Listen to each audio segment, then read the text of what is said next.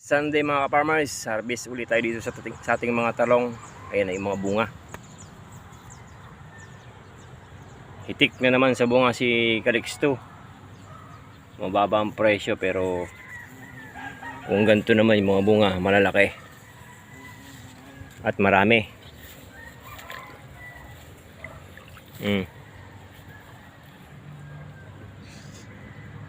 Hitik na naman ang bunga ni talong. Tapos ang dami pang bulaklak, no?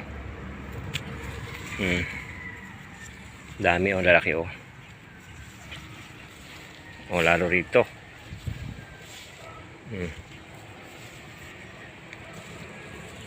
Nangingitim na naman, mababa ang presyo pero ang dami naman bunga. Okay lang, no? Mas mahirap kapag mababa na ang presyo, wala pang mapitas tapos malalaki.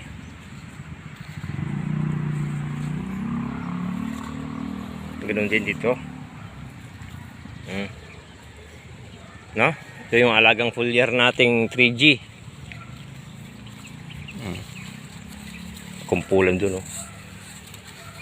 Mga ganyan yung bunga. Although may gas-gas pa namang konti,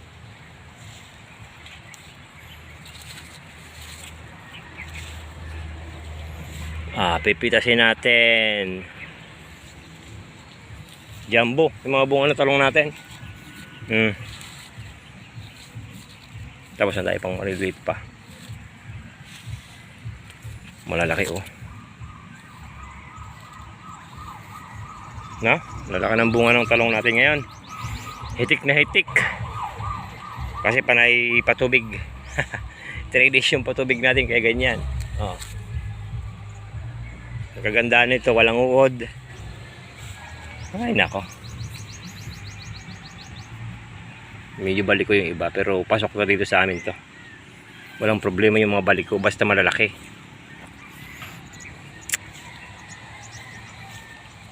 No, ang gagawin natin ngayon, mamimitas. Pagkayari mamitas, mag-abono tayo. Abono tayo ngayon, tapos bukas mag-spray tayo ng 3G foliar. Ang tindi yung bunga ngayon, ano? Walang puknat talaga sa pagbunga. Loaded sa pakain, loaded sa foliar, loaded sa tubig. Ang bunga ay malalaki. Sumayad na dito. Mahirap pagka sumayad kasi ang talong, nagkakaroon ng patsi yung bunga. Bunga natin ang laki oh. Ganyan halos yung pipilasin natin.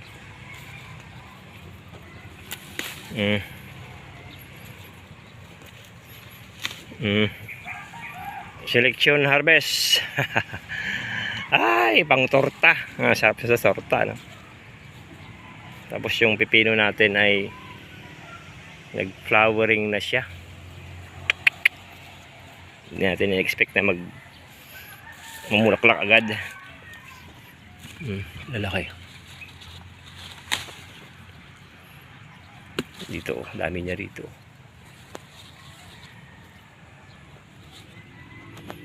Malalaki ang ating talong ngayon. Pang torta. Kahit na medyo punggok siya oh, medyo mataba. Dami oh.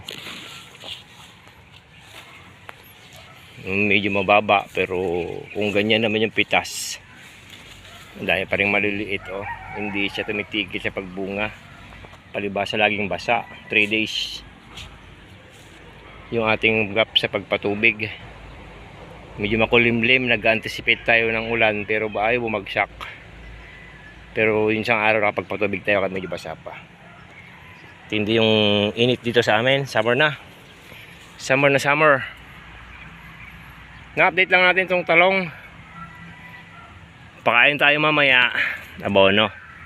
14 saka urea ang pinapakain natin dito.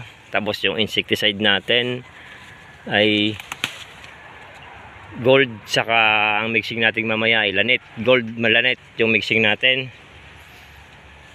sa pag-spray. Tapos kinabukasan, bukas Lunes, spray tayo ng 3G foliar.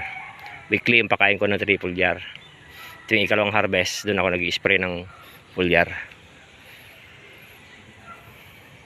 Hindi kasi pwedeng ihalo sa insecticide yun, ano? Paalala lang doon sa mga gumagamit ng 3G foliar, hindi pwedeng ihalo sa insecticide. Dami oh, namumutik-tik sa ilalim, ano? Kapal na rin yung talong natin, no? Yun yung update natin dito. Yung white flies, halos wala pa rin white flies dito sa ating talong.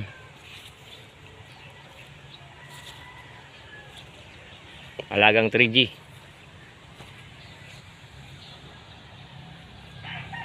Na-update lang natin, mamimitas tayo ngayon. Baka mamaya kung may papakita natin yung pitas, gawin natin.